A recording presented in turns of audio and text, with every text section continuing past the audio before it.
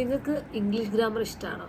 എനിക്ക് ഏറ്റവും ഇഷ്ടമില്ലാത്തൊരു സാധനം എന്താണെന്ന് ചോദിച്ചാൽ ഞാനും പറയും ഇംഗ്ലീഷ് ഗ്രാമറാണ്. കാരണം ഇത് പഠിച്ചെടുക്കാൻ കുറേ റൂളുള്ളതുകൊണ്ട് ഭയങ്കര പാടാണ്. അപ്പോൾ തൽക്കാലം നമുക്ക് ഇംഗ്ലീഷ് ഗ്രാമറിനൊക്കെ അവിടെ മാറ്റി നിർത്താം.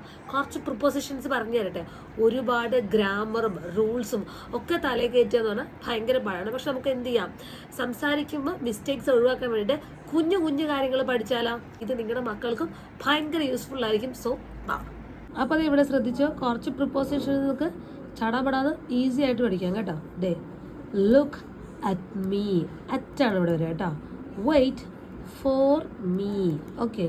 Talk to me, turn on your phone, put it in your box, go to work, do you agree with me, listen to me.